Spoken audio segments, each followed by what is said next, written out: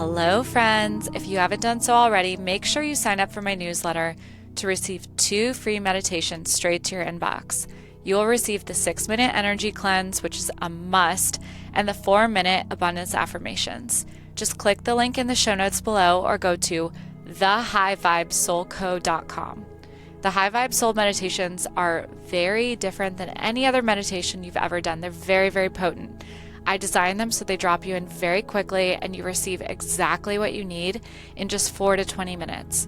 I cannot tell you the number of listeners who have told me, I'm really not a good meditator, but there's something about the way you do your meditations. I drop in so quickly and I'm able to just receive everything I need and I feel amazing after. I never understood the point of meditation until now. It's because I'm super, super intentional as I create with the words, the energy, the music I use. I hold the intention of the frequency I want you to feel when you listen. And being an energy healer myself has really helped me create these next level meditations. I'm never going to create a boring meditation. So if you want to experience the shift for yourself and you want to try it for free, sign up for my newsletter below. I send these weekly and I also share in these newsletters the collective themes that we're experiencing. I often touch on astrology, numerology, how to move through the energy that week, and also all kinds of tips and info for motherhood, empowerment, healing, and nervous system resetting. So again, sign up in the show notes below or go to thehighvibesoulco.com.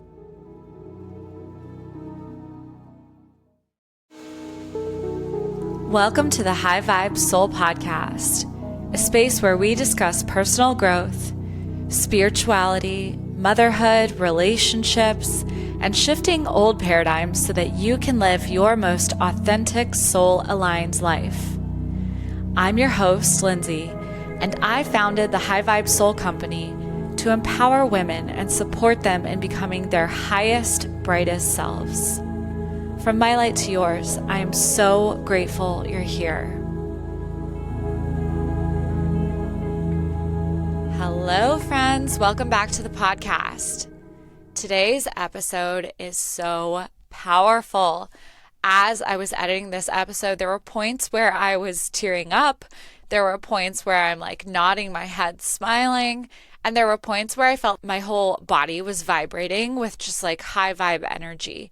This episode it's incredible. It's really a deep, deep dive with my friend Ciara Burton. Ciara is an entrepreneur and she has created an entire business centered around healing for mothers and personal development for mothers. She's known as the life coach for moms, but it's so much deeper than that. She has this really beautiful and unconventional approach, and she has helped hundreds of women heal from toxic patterns, anxiety, uncertainty, blockages, and help them create deep fulfillment and happiness in their life and really reconnect with their heart and soul. So we start our conversation with Ciara's journey. Right out of college, Ciara was an entrepreneur, which was absolutely unheard of at that time. So we start with her journey of personal development, which was really born from her wanting to heal her PCOS. We talk about Ciara's crisis of faith that she had later down the line. In her late 20s, journaling, "Dear God, are you even real?" And how that was actually an invitation in that dark, dark time in her life to go deeper into herself, into her soul, to surrender and connect more truly and fully with her higher power. We talk about Ciara's home birth. And I do want to give a trigger warning here. If you have experienced birth trauma and you're still in the midst of healing this, perhaps even if it was mildly traumatic and you've recently had a newborn, fast forward this part. It ultimately ends with a happy ending. I do want to say that, but Ciara's home birth was traumatic, and we talk about how it forced her to again surrender.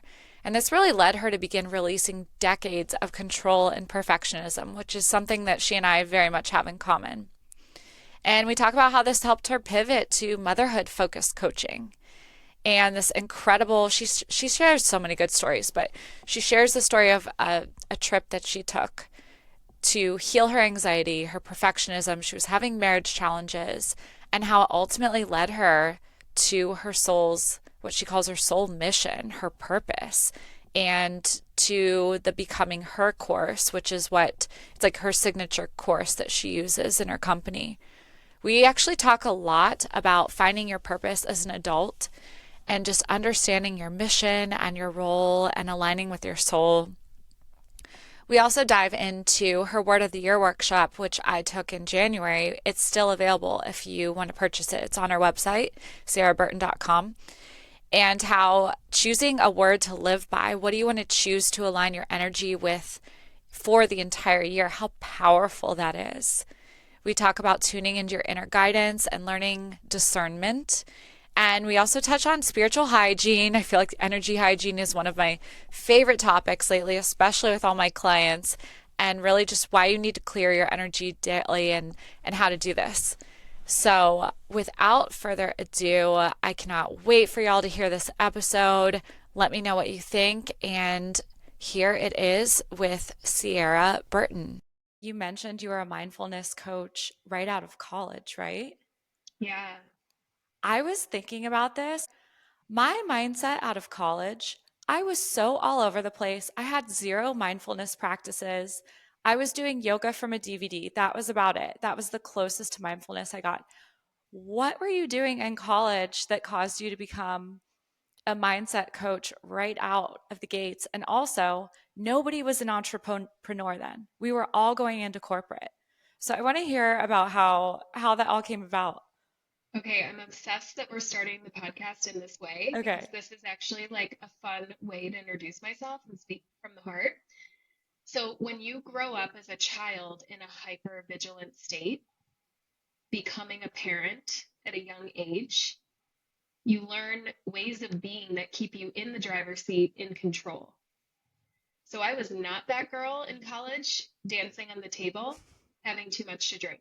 I wanted to be that girl because it looked a lot more fun than the life that I was living, which was one of control. I needed to be in control. So I was the one carrying the friends home from the bar. I was never the one just going home with a random dude. I was always calculated in my ways of being. And that ultimately becomes part of the story later on in my motherhood journey, which I know we'll get into, where I'm called to learn an important lesson. And that lesson is full surrender, letting go and letting God.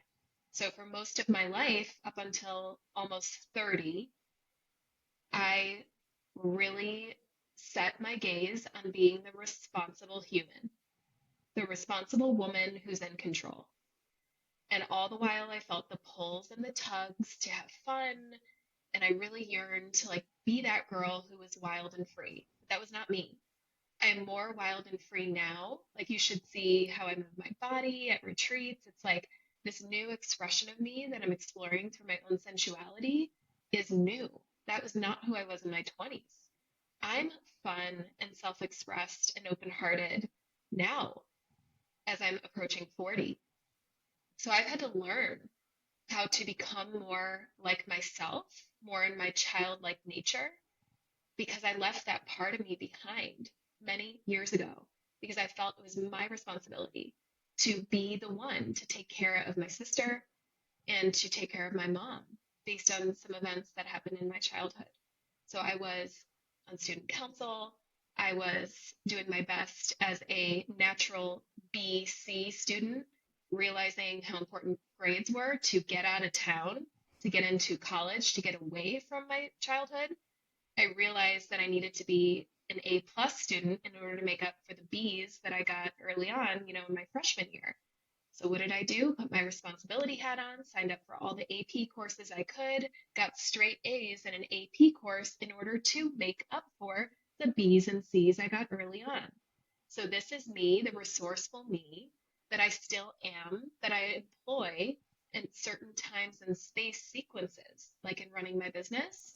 I employ her as I need her to work and operate in my business because she is a dominant part of who I've been for many decades. But she's not in the driver's seat of my life anymore. I did end up getting my GPA up, getting into the college of my choice, getting by on my SAT just enough to be able to get into the school of my choice. And, from there it was leadership roles. Why? Because I wanted to be in control. That's where I felt safe. President of my sorority. So the school that I went to after college, in order to go through my own healing, hired me to teach those individuals who are graduating from their school how to build their businesses online and how to step into their niche in this new field, which at that time it was called holistic health counseling. That new field ends up morphing years later into, in that health coach training program, I started to realize there were other ways I could live that would enable me to be more free. By that point, at just 21, I had polycystic ovarian syndrome. There were many beliefs that were at play in my unconscious mind that were creating disease in my body. And so part of my motivation to carry on was because I wanted to be in perfect health. And I got to see that perfect health was not going to be accomplished through light and fit yogurt, reduced fat Cheez-Its, and all the things that I bought into, all the fads that I bought into, cancel, cancel. I thought being healthy meant eating all of those things that marketed to me in a way where diet and weight loss or health looks like this. But I realized at this point in my life that health really looks totally different. It wasn't about my weight. It wasn't about how I looked. It was about how I feel. And what I saw was a pathway to heal my body from an irreversible condition at the time, polycystic ovarian syndrome, and I went on a quest to do that. And that took me deep into spirituality, took me deep into healing. So from 20 to almost 40, it's just been a beautiful journey. And I would say motherhood way later on was that pivotal point where I felt like I had reached, as a pregnant woman, I had reached the peak of my personal development, which is kind of where I laugh now because, haha, there's never a peak. There's always a peak, there's always a valley, there's always more to do. And becoming a mom really woke me up because I thought all the work that I had done up until that point was going to support me in having the birth of my dreams, was going to support me in becoming a mother, was going to support me in using my voice in new and different ways, was going to support me in building habits and routines that would help me thrive and my baby thrive and my husband thrive. Cancel, cancel. That is not how it went, right? And so Yeah. this was such a turning point in my life Yeah. because I realized that what I thought I knew was very different. And what I realized is that I actually know nothing at all. And that's when I wiped the slate clean and humbly put my palms up to the sky. And like I said earlier, this is where I welcomed in surrender. And I said, Dear God, please help me to know, because I don't think I really know how to let go and let God. I actually don't feel like I even know you, God, and who you are in my life and the role that you're here to play. Dear God, are you real? Was the first line in my journal, which was the same sentence I wrote at 12 years old, crying in my closet when my parents were arguing downstairs, just about to get divorced. Dear God, are you real? If you are real, help me to know what your plan is for me and my life. Fast forward at 28, 29, I found myself in the same position, writing that same sentence. So it was a true awakening at that time in my life that lasted a few years. That is incredibly powerful.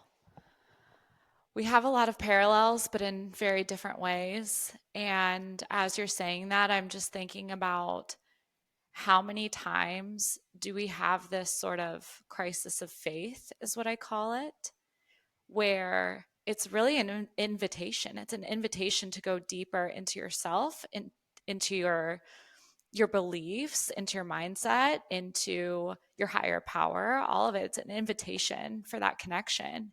But at the time, it's just complete darkness. So how did you pull yourself from that moment?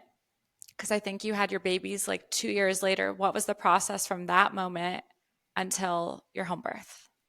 Well, so that was actually after my home birth. The Okay. home birth was that turning point for me. So ultimately, my pregnancy was really difficult. And I was in my metaphysics training at the time. And what I was beginning to believe is that my sickness and the discomfort I felt in my body for so many weeks in my pregnancy was because the soul of my child was actually vibrating at a higher frequency than the frequency that I was carrying. And so that kind of planted a seed in general around frequency for the first time. And now this is a big part of my work and really how I see the world is vibrational resonance. And, I had my goals because I was previously in the health world to have a home birth. Thought my body was capable of it, and I felt like it was the best way to bring my baby into the world at that time. And the truth was, I trusted myself, and I did feel like a confident woman, more confident than I had really ever felt in my life. Like I said, I was kind of at the peak of my personal development, and I just felt good. And so I went into this birth. We were at 42 weeks. So in the state of California, you cannot have a baby past 42 weeks. And you have to go into the hospital to get an induction. So it's against the law. So here I am, 41 weeks and 41 weeks going to acupuncture, sprinting up hills, doing everything I possibly can to force this baby out, i.e., control. The past identity of Ciara, control, manipulation. This is how it has to be. This is me talking to my body. This is me talking to the baby. We have to do this now, or else it's not going to go my way. It's not going to go my way. We're not going to be able to have this home birth. So here I am forcing, manipulating. I couldn't see it at the time. This was just my natural mode of operation. I was even using the breast pump because that creates hormones to induce labor. Literally did everything. So I start labor. Of course, it stops and it starts and it stops. So we're 3 days into this experience, and I got stuck in transition, which mirrors my own birth with my own mother. And transition should be around 45 minutes, maybe even quicker for some, where you dilate from 7 to 10. I was stuck for hours. It's the most painful part of birth, to the point where this is not me. This is not how I am naturally. I'm not a very vocal person. I'm more vocal now than I was then. But there was this lioness roar that was coming out of me that said, "Get this baby out of me."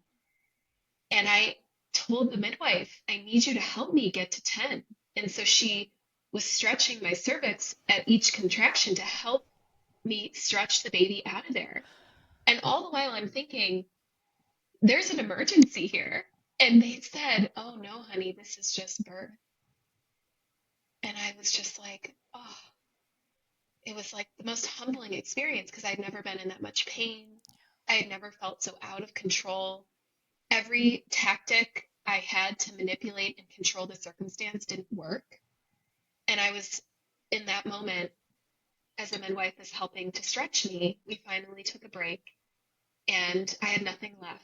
And I fell into this deep, dreamlike trance where the pain was still there, but it wasn't captivating me. And I saw a crack in a wall. So it was a dark room with a crack in a wall with a bright light. And there were no words spoken, but the energy that I felt was, you must go through the crack. You must go through the crack. And as I'm looking at this light, what I'm knowing, I had a knowing that I can't fit through that crack. It's too small. The crack is too small. And the message to me that came through from God was, you have to let go. You have to let go of the weight. You have to leave it behind. And I remember feeling helpless, saying, "I don't know how. I'll do anything. I'll do anything. Just please help me. Just please, please help me." I was calling upon my angels. I was just begging for mercy. And in that process of begging for mercy, there was this natural, I can't do it anymore. I can't beg for mercy. And there I go, right through the crack. And then the baby started to come through. Fast forward, he was born. I was so broken. And he had a slight shoulder dystocia, which could have meant he swallowed some fluid. We ended up in the NICU because, again, California laws say if they're not breathing at a certain rate, you have to take them in. So here I am, 3 days of labor, completely cracked open. And the beauty of natural birth is you truly can pick up your baby and walk. And that's what I did. And I walked into the Western medical system, without a voice, because at that time I just felt empty. I didn't really feel in touch with my voice. This was a new and different experience. This was an initiation, and the medical professionals were saying, we need to start him on antibiotics. He may have an infection. And I did say, may have an infection. Can we know whether or not this is needed? And they said it's going to take too much time to get the x-ray back. And I just said, okay, whatever you need to do. I just want to make sure my baby's safe. Yeah. So they put him on this intense antibiotic that required poking and prodding and all these different things. Sure enough, we get the results back, no infection. And here I am at this crossroads where I can use my voice, take him out of there because he's my child, or I follow the direction of these people that I don't know, that I don't yet trust, but have knowledge. And do I keep him in to finish the 10-day antibiotic in the NICU as the biggest baby in the room, the biggest, most healthy baby in the room? And I didn't have the courage to leave. And if I could go back again, I would, because there were so many things that happened in that 10-day period. We weren't able to stay. We had to leave him. One day I showed up and he wasn't even in the room anymore. They cleaned it up. They cleaned up the room. I walk into an empty room. Here I am, a hormonal mother recovering from birth. And I just, again, got in touch with that roar. Where's my baby? I mean, I've never operated in this way because I was so calculated for the first almost 3 decades of my life. I was so worried about saying the right thing and fitting in and not standing out, not being too much and getting the good grades and being perfect. This was a part of me I had not yet known. And, they moved him because they needed to make space for other babies who were a lot sicker than him. They didn't think to call. So finally, day 10, I begged, can we please take him home? It was Christmas. We got to take him home.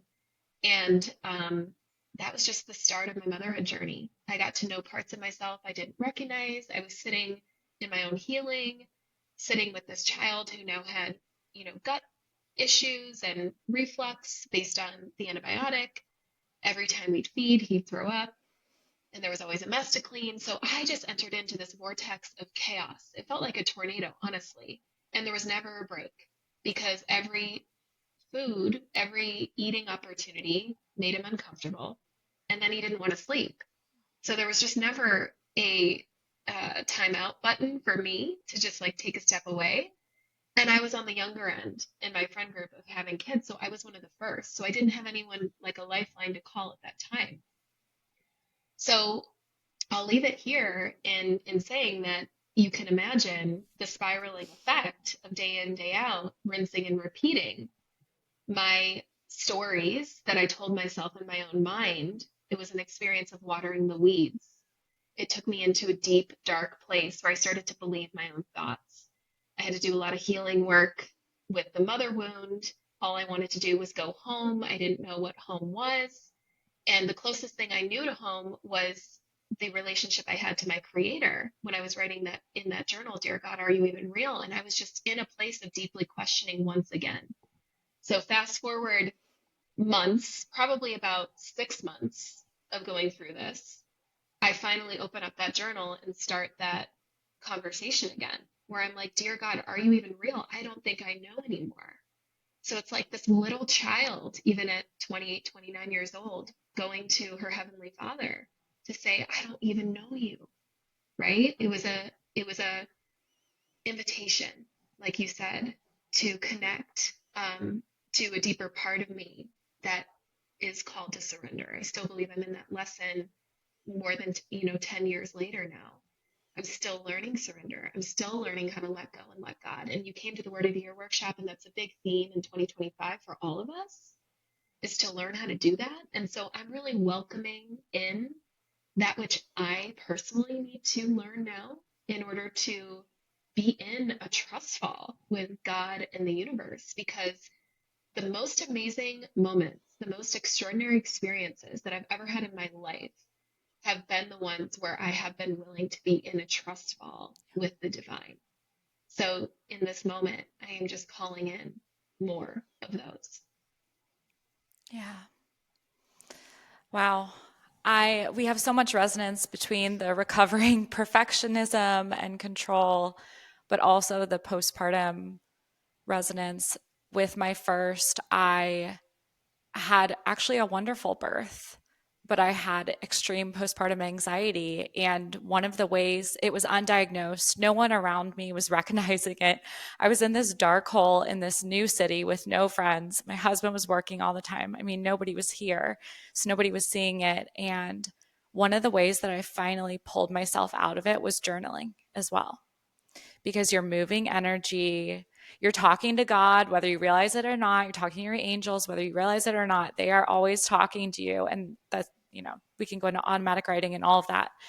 But that's one of, I feel like it's almost a gateway to mindfulness for a lot of people, and something that I always recommend for people who are like, I just, I have trouble meditating, and they have a lot of excuses about starting it to begin with. I'm like, start by journaling, because that is the gateway to mindfulness, in my opinion. I just can't imagine going through all that. And the home birth situation. Oh my goodness. Kenzie was my natural birth, and she was quick. I went from 6 to 10 in 40 minutes, something like that. And it was completely unplanned. But I remember saying to my husband in between contractions, this is a roller coaster from hell. I was not prepared for that. Like the high, low, the peaks, the valleys, and it's just so intense. And there's just, for me, it was so animalistic. Like you were saying, I too was like screaming. And I remember the nurse saying afterwards, wow, you're a totally different person. I'm like, yeah, because I'm not at 100 out of 10 pain. It's something that I'm so grateful I experienced, but I can't imagine going through that kind of pain for hours on end. I can see how, yeah, it was just a complete invitation for you to surrender. There's no other way. And the last thing I want to touch on that I was thinking about as you were speaking is one of the things I tell people about having multiple children. And one of the reasons I love having multiple children is because they force you to surrender. You can have a plan all day long, and somebody's going to get sick, something's going to go wrong, they're going to have a cranky day, something's going to happen, and the more kids you have, the more crazy it gets, the more chaotic, and you just have to be like, I surrender, I go with the flow, it is what it is, we're just doing the thing, and all that matters is that they are loved and taken care of. And it really has changed my life more than anything. Motherhood has been the biggest transformation of my life. I think most people would probably agree with that. So you move through your dark night of the soul, and do you go back to mindset coaching for coaches? Or is this where you're thinking, I need to shift my business to motherhood? Like, I need to turn my pain into my purpose?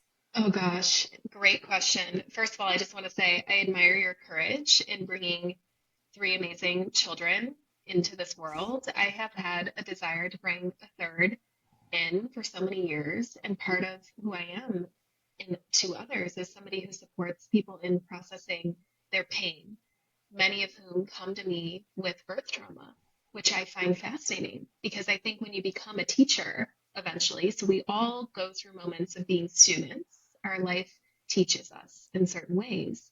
And then there's an initiation where we can become a teacher, where we're actually teaching based on our lived experiences. Well, I attracted in over the last 5 years women who have been through birth trauma and have wanted to expand their family, but have been too afraid to do so.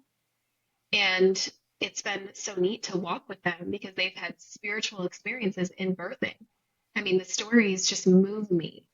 And yet there's still this block in me, almost as if I need someone to work with me in the way that I've worked with others. And trust me, I've worked with many people, but there's still this little block because my kids are 8 and 10 now, where there's still this yearning to bring like that third soul into our family. And I don't know if it'll be in this lifetime, but there's still a yearning to experience that. And the me that I know I am now, the surrendered me, is not attached to birth looking a certain way, even though I have a lot of knowledge in this particular realm. A lot of knowledge, but I'm so willing. I've experienced all kinds of births at this point. I've had a home birth, I've had an epidural, I've had a C-section, I've had a NICU stay. So I've experienced it all. And at this point, I'm surrender. right? But I just don't know how to get to that yes. And so I admire because I hear you saying, I embrace the building and the expanding of our family. And I just see that in so much beauty, is so much beauty in you. Um, and so now I want to go back to the question that you asked me. So you said, did you just go back to coaching? Fascinating question. So at this time, I was still coaching. I had an ability to, like, coaching really was where I came alive.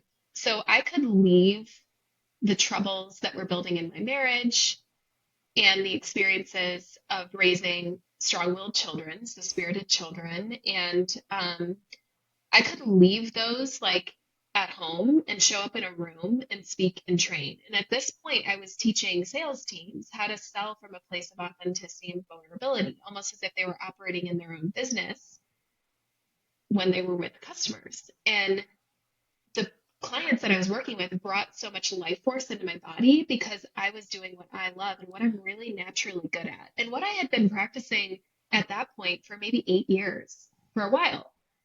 And so I still was coaching on the side, but I had a knowing in my heart that eventually I would pivot. Fast forward, I had a friend ask if I wanted to partner in an event in San Diego called the Strong as a Mother Summit. And so we gathered other women who were leaders in our San Diego community. And we put on this event for about 150 women, rented out a hotel. It was the first of its kind. It was such a movement and it was so needed. And that was the invitation for me to see, as I was in a room with all mothers who were in a similar stage of life, how much the mother needed to be tended to. So that planted a seed. And from there, that seed grew and blossomed as I was also within my own healing journey. And so I would say I didn't kick off my shifting my practice into working with just mothers, even though they were coming in.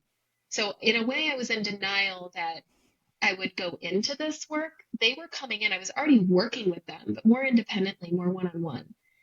And then it got to a point where I was going through a physical experience. I had hives on my feet and my hands every night before bed, not during the day.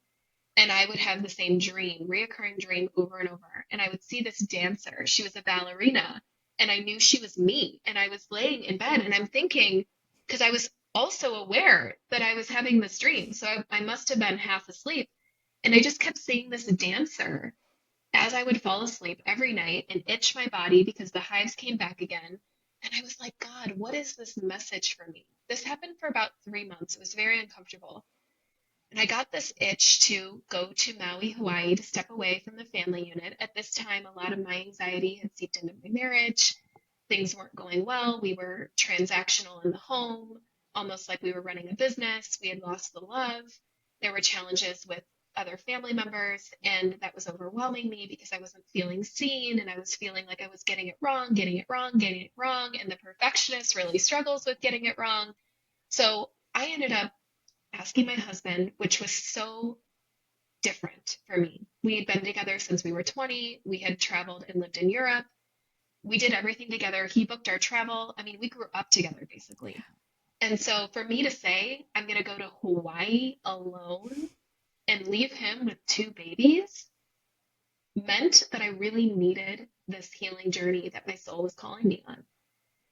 I went, I met a few people in advance, didn't know anyone through Instagram. And of course, when I arrived at the airport, it was like the path of synchronicity just opened itself up for me. I cried the whole plane ride there uncontrollably, had my sunglasses on in the airplane, which is just so odd. I couldn't even really control, which again, remember my lesson is surrender. The energy that was moving through me, it was like my life force was returning to me in the most expansive ways. It was a 4-hour plane ride or so. I opened my journal. I journaled the whole way there. And I would ask questions and I would say, how can Chris and I come together and find the love again? Pages. My higher self was literally revealing what I call now the codes to love, to healing, to harmony. And before I even got to Maui, I'm like, I have the answers that I need. Is it time to go home? Even my Uber driver was like the perfect Uber driver for me. When I arrive at the hotel, I meet the one woman I met on Instagram just bump into her, like shoulder to shoulder. And I'm like, dear God, this is you, like in my life, like showing me that there is more here for me. And there was something about Maui. I now know that astrologically, my birth chart lays on top of the earth in a way where Maui is like a ley line for me, for my own spiritual expansion. So there's so much that that land and the energetic frequency of that land was awakening within me. And so at the end of my journey, there's so much more I could share about that. And we could talk, at some point in more detail. But at the end of my time in Maui, I mean, I was just so cracked open, so clear. I really felt like I was the embodiment of my highest self. I knew that then my mission was to go back to my life. And then it was about doing the hard work. So I knew I hadn't arrived at anything. I knew the work was just beginning, but I could feel into a new frequency that I was meant to embody and carry. And for the next year, I worked on myself and my marriage. Chris and I started to find flow. I started to connect to my values. This is all the work I do with women now. And the key character traits I knew I needed to grow within myself, where I had become weak. I started to learn how to let go of rage and anger, which were not frequencies that I recognized were living in my body. I tapped into my voice even more with the participants who came from the Strong as a Mother Summit.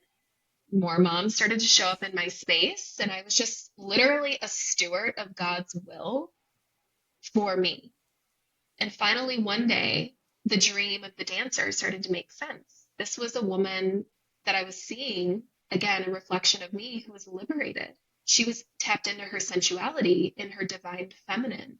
She was not here to control and manipulate and build tight, strict containers. She was meant to be free. She was yearning to dance and move and flow through life with much more ease. So I knew she was my teacher. And that's who I knew I was called to be in the training room, which was very different than when I was coaching and training people and building their businesses. You experience me in the training room. I bring passion and fierceness and direct communication and love. And in a way, I'm like a force calling people forward into their next evolution. There's a much more gentler me that shows up in that space. Whereas before, I was a little harder. I was living in a man's world as a coach and trainer at a very young age. So I adapted to that environment. I adapted to that environment. And so becoming her, which is my course, was born in working one-on-one with women. I realized I need to get us all together. So now it has become, for the last 5 years, a one-on-one experience with a group component where we're healing together, in that group component, and we're getting to see one another in our vulnerabilities while growing in our authenticity. And that is a huge healing agent of this experience. And it took one woman saying yes to this program that I just really trusted. This was a leap of faith for me. I really trusted would come through me, and it did, like a birthing. And so in a way, becoming her is like my third child, because it did channel through me like a birthing, how I thought it would be, when I used my analytical mind to map it out, because the old coach at B used to do that. How do we get this outcome, and let's work backwards. I had a whole outline. So becoming her was born, and it is a container now where I can be fully me, where I still learn and grow with the women that I serve. And true miracles happen because I continue to let God play a role in the space, where the more I learn and grow to trust, and the more I bring it forward in the spaces and places that I show up in, the more magic, miracles, and synchronicities I get to witness and experience in the lives of the people that I serve. So that's where I am today. I wouldn't really call it work. I would call it my mission project. And it still lights me up 5 years later. And not much has changed about the teaching. What do you find are the most common reasons that mothers are coming to you? And I'm curious also how it started and how it is now. Like, what kind of shifts have you seen over the years with why those mothers are coming to you? Ooh, good. So I've evolved in 5 years. So I am attracting I'm attracting people who are definitely vibrating with frequencies that I'm vibrating with as I learn and grow. So the woman is still the same, but she is shifting slightly. So I would say I speak to three different people. The woman who's in deep need of healing. So be it from birth or from a career that is exhausting her to a point where she can't be who she wants to be for her kids. So this is a woman who's in burnout, who's lost in her mind, who hasn't yet learned she can connect to her heart. Then there's this whole other woman. I love working with this woman who's just ready to turn the page. She's ready to live from her heart. She's maybe already gone through that burnout experience. She's already emptied. She's surrendered. And she's like, what's next for me? She's in deep yearning for purpose. She's not in survival. She's already in her version of thrival, but she knows there's got to be more to life than this. So she's kind of already gone through the dark night of the soul. She's come out of it and she's like, what's next for me? I'm hungry. I'm hungry to live life to the fullest. There has to be more here. So I work with those two women now. And then the third is the woman who actually wants to live from this posture of really doing what I did, which is becoming a co-creator with God, where you open up your body, mind, and spirit to channel your purpose by letting God work through your fingertips, where your business becomes your artistry, an artistic project where you are just learning and growing and producing in alignment with how spirit is nudging, how God is nudging me to create. So that's the third clientele. And I've already had, women who started in that dark night of the soul moment who've been with me for a few years. They've already made that full circle experience where I'm now like, dang, there's this other person here who is creating and designing their businesses based on how their heart is calling them to lead. I know my work is going to take me in a direction eventually where I will be focusing more on supporting women in bringing their, what I like to call 5D entities to life, which means you're operating in a dominant paradigm of life is happening from me, where you have let go of victimhood. You know, when you're in victimhood, you know exactly what you need to do to transcend that experience. And you move your posturing toward this awareness of, you can feel inspiration coming through. Give me the courage to bring this desire that you planted on my heart to life. I want to know who I could be as a woman who could bring this to life, who could bring it down from an idea into tangible form. Yes. I mean, I see myself so much in all three of those women that you described, and Mm-hmm. it really is sort of this evolution for a lot of us in ways for this business too, because I think about my crazy journey from starting in fashion to working in sales to then moving to just motherhood and then postpartum doula. And at one point, I remember thinking, why? What was this journey? And then I looked back and I'm like, it all makes perfect sense because there are different things in each area that I needed to learn so that I could move to this point where I'm at now as an entrepreneur. And another thing I was thinking about as you were saying that is I sometimes have people ask me, how did you find this purpose? How did you find your what you call like your mission? And I said, you know what's really funny is I realized that if you just follow not only your curiosity, but also if you follow what sparked joy for you in childhood, there's always a clue. So, like for me, I would sit at a little desk and there was no podcasting, and I would pretend that I was a news reporter. And I Yes. would make my mom film me with her giant 20-pound camcorder. And I loved doing that. I always loved using my voice. And I loved writing and I loved anything creative. And it's just so funny how then, the conditioning happens and the programming and other people's opinions get in your ear and you just get away from that. But that seems like a really simple way to kind of like find your purpose along with using all of these tools that you've gathered along the way. So part of the becoming her experience, we go back to who were you as a child. So I love that you're channeling this. And who I was as a child was a natural entrepreneur. So I know I'm operating in my natural gifting. You know, I was the one, we would have dog shows and we would bring all of our dogs, all the neighbors, kids. We would bring our dogs and we'd build, jumps and we'd show the dogs. And I was the coordinator and I was the announcer and I would call up the next person and we would pretend like, the Thanksgiving specials or the Christmas specials where there's those dog shows, we'd pretend to show our dogs. And at the Memorial Day parades, I would make baked goods and sell them. And I was like, what are these customers in need of? And I'm like 7 years old, just, wheeling and dealing these baked goods and orange juices for the Memorial Day parade right at the top of my street. So it's like when we go back to who we were as a child, were you a teacher? Were you a student when you were playing make believe? Because it's not right, wrong, good, or bad that you were the teacher or the student. See, some people need to be the students and need to be led because there's people who have big visions that you might feel called to partner with. And so my sweet Danielle, she works alongside me in Becoming Her. She was a student. She's now a nervous system practitioner in the course. She came in as a student into Becoming Her, and I saw something really special in her. She came after her mom's tragic death in a car accident.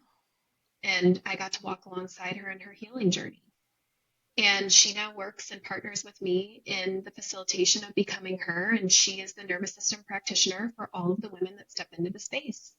And witnessing her evolve into the leader and the coach that she is has been such a great honor for me. She doesn't have dreams and goals to be in the visionary entrepreneurial seat. And I love that her and I both understand who we are in our roles and we're different. And it's not about her being more like me. I've said from the beginning, I want you to be yourself and I want you to learn from my wisdom. So learn from my wisdom, but find a way to express it and embody it in your own unique way. My personal mission at this stage in my life is to know leadership. And what I'm clear about today, what leadership is to me, is the ability of walking ahead, walking next to, and then eventually walking behind. And with her in particular, I know the feeling of walking behind.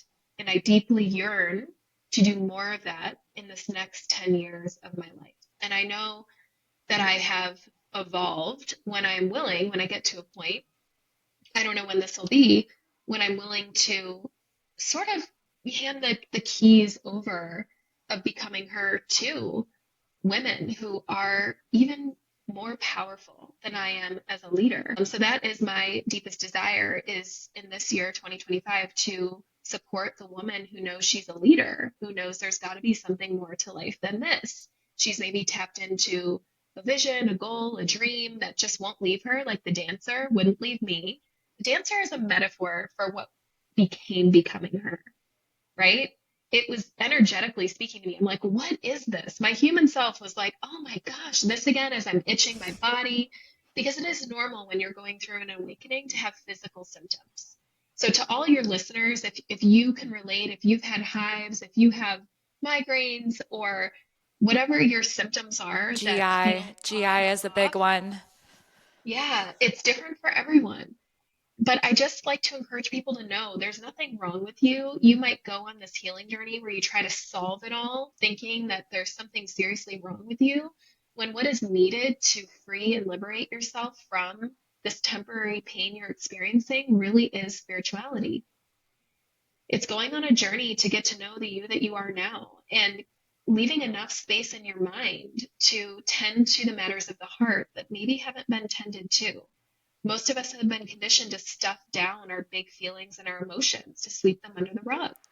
And part of what we need to do to enter into our next evolution is first and foremost unearth or lift up the rug, let out that trapped emotion.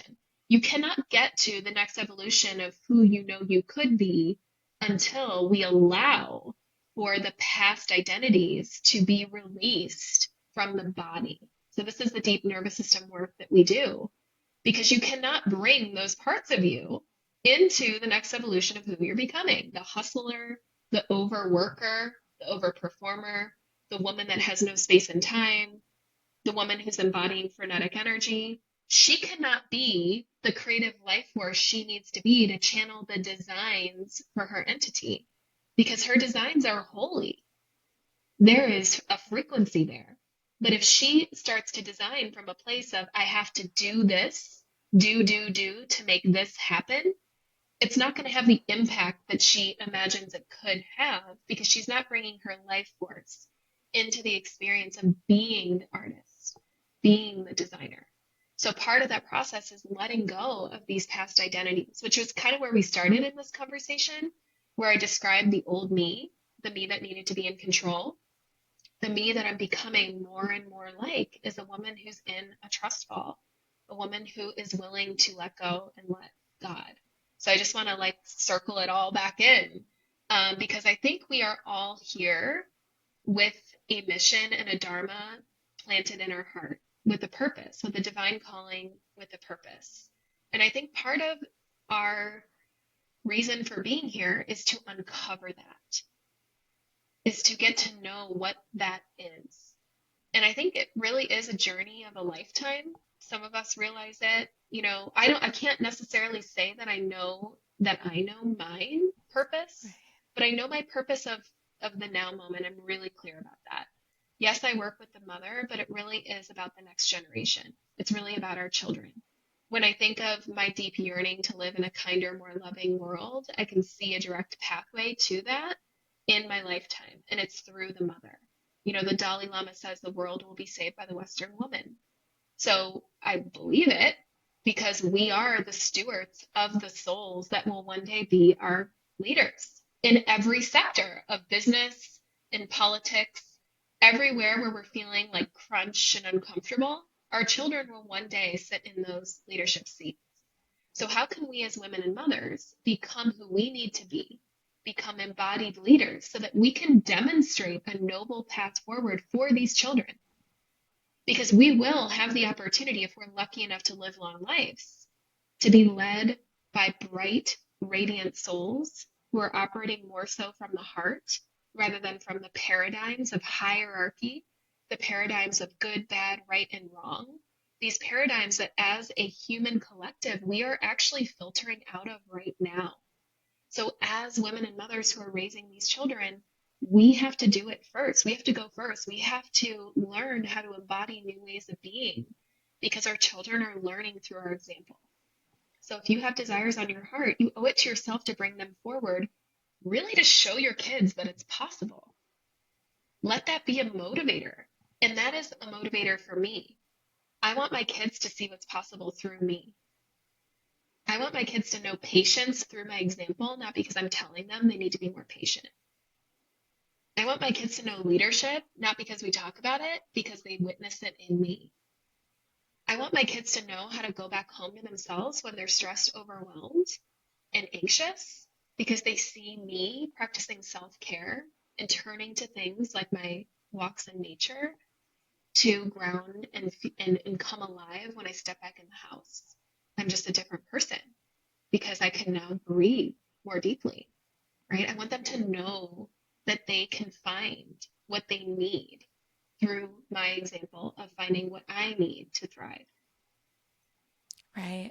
They are not learning by us telling them. They're learning by watching us and absorbing every single thing that we're doing and seeing all of our actions. And it's so funny. I knew my kids know that I meditate every day. I have my own little meditation closet that I call my Zen den, and they know all this, but I don't often let them come in there. Occasionally they're allowed to. And I actually think it's really important to let them see you do things like that because last year, when my son in his little kindergarten worksheet, it said, "What does your mom do?" He said she meditates when I'm at school.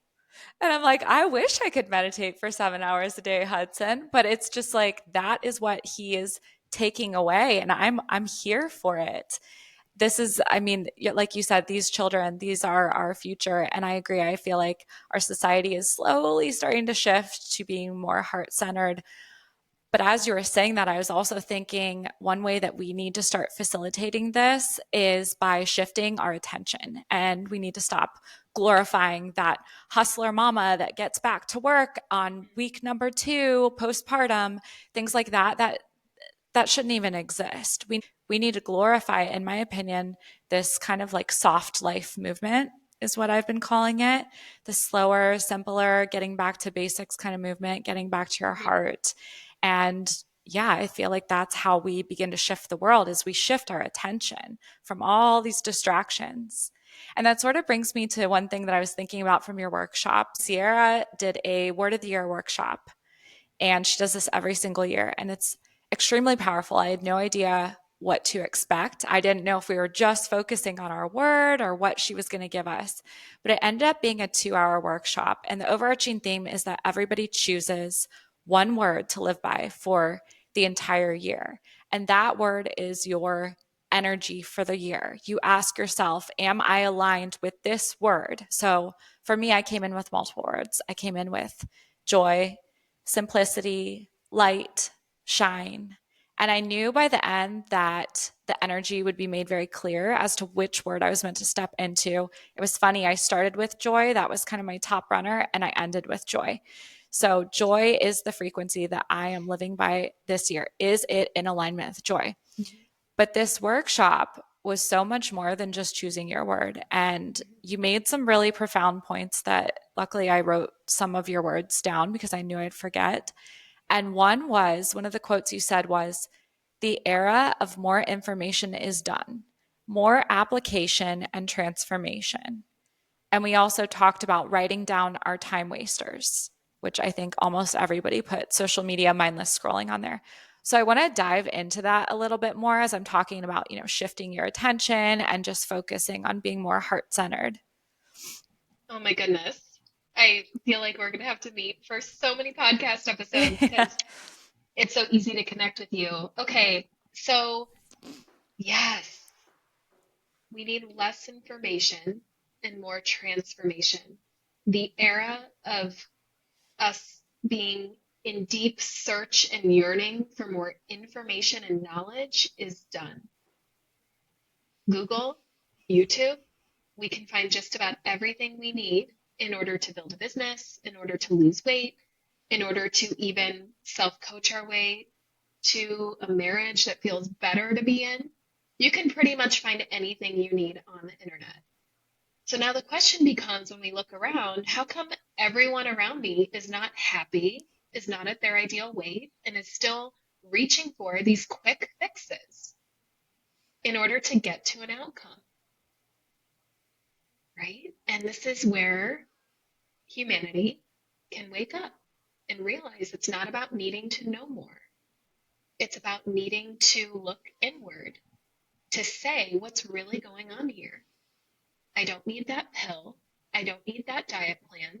I don't need another therapist. I need somebody to support me to draw forth my inner essence and to really understand why can't I lose the weight I know I need to lose. Sometimes it's energetic. Sometimes it's not about 100 grams of protein in a day. That's exhausting. When I'm in my creative realm, there's no part of me that's hungry. The thought of eating 100 grams of protein in a day, that in itself is anxiety producing.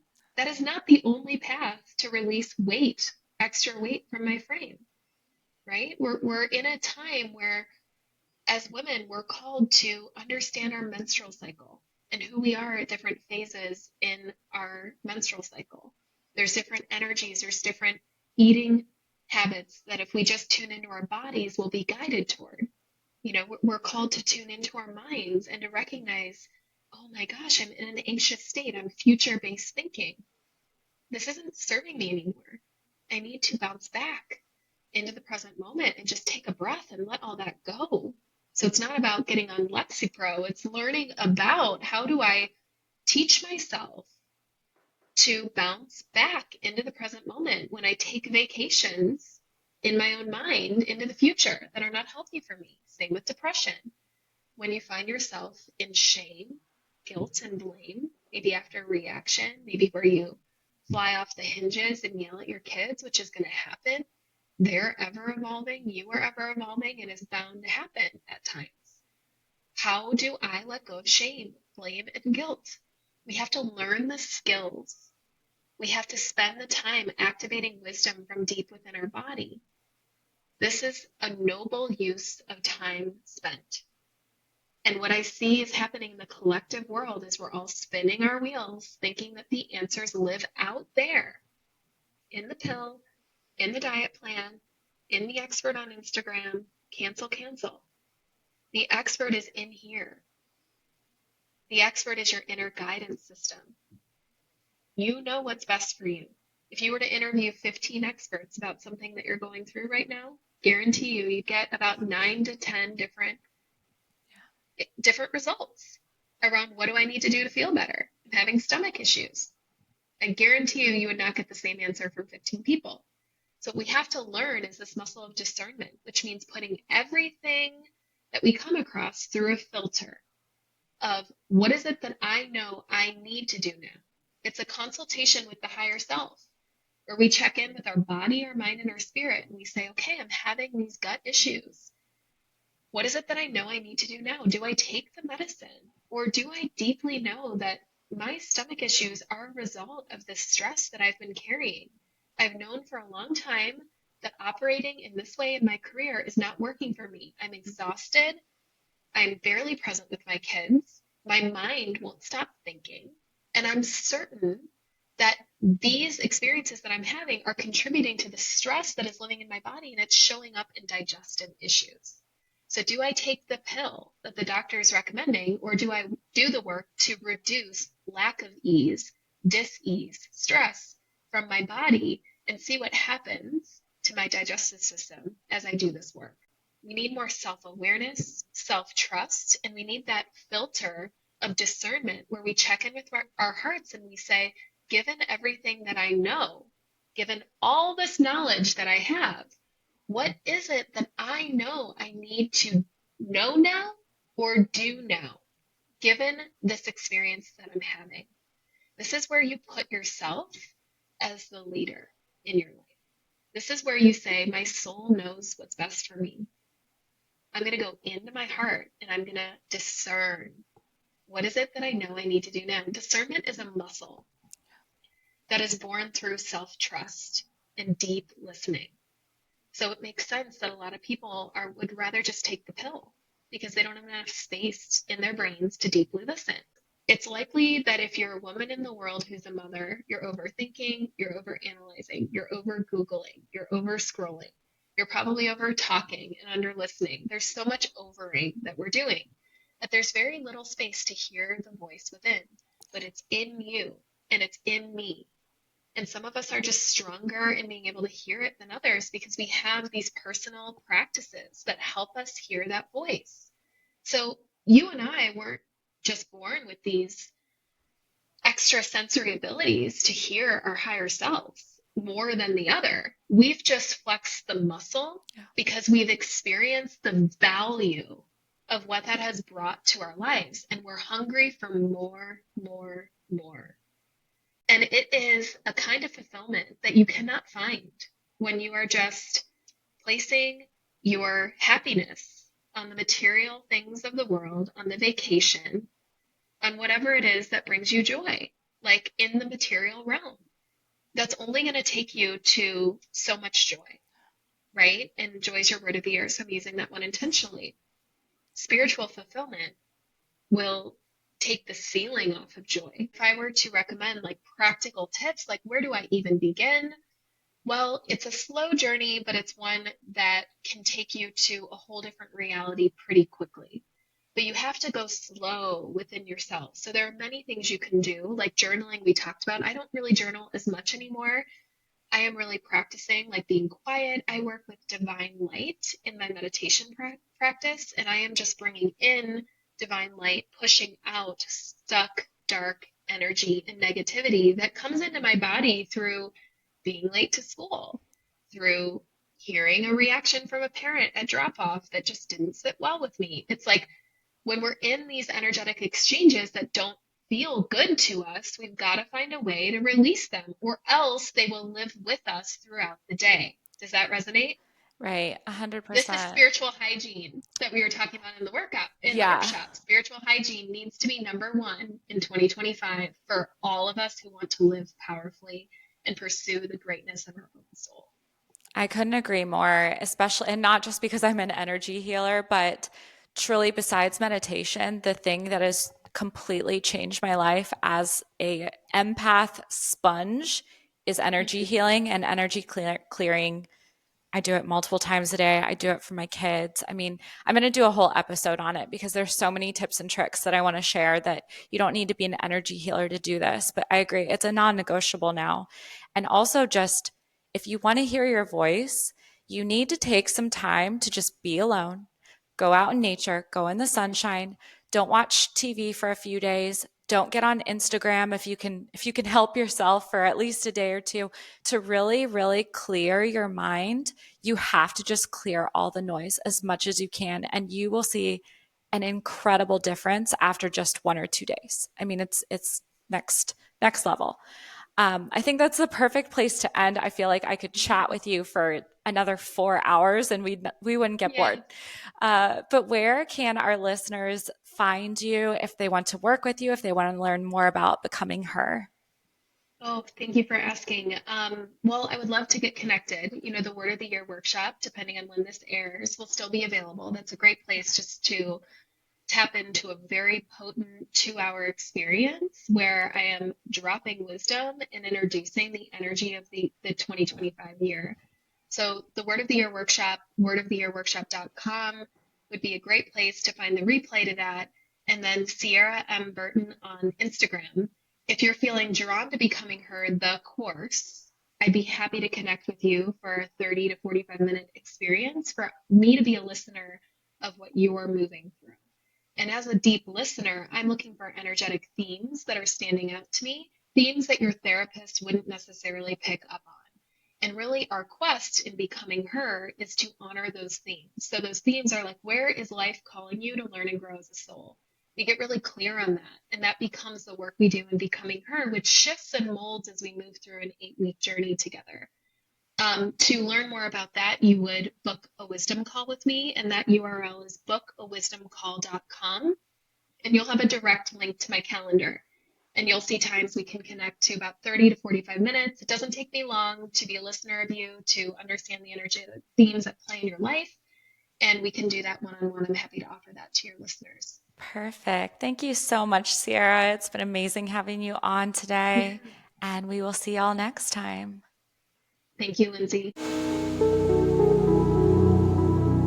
Thank you so much for listening to the High Vibe Soul podcast. Your support means the world to me. So if you enjoyed this episode, please rate, review, subscribe, and share with a loved one. Sign up for my newsletter and receive 2 free high vibe meditations straight to your inbox. And for more ways to work with me, click the links in the show notes.